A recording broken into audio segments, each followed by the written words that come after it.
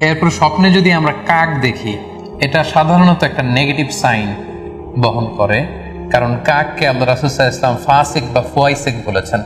So আমরা যদি স্বপ্নে কাক দেখি, এটাকে আমরা পজিটিভ কোনো সাইন মনে না করে নেগেটিভ সাইন মনে করতে পারি।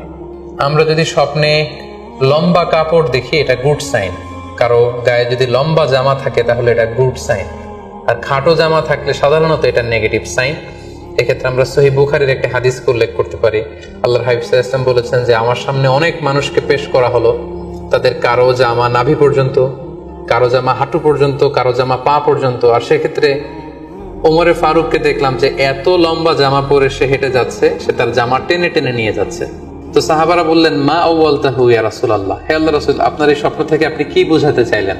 আল্লাহ রাসূল সাল্লাল্লাহু আলাইহি ওয়াসাল্লাম বললেন, আউয়ালতুহু আদ-দীন, এটা দ্বারা আমি দিনদারি বোঝাতে চাইলাম। অর্থাৎ যার জামা লম্বা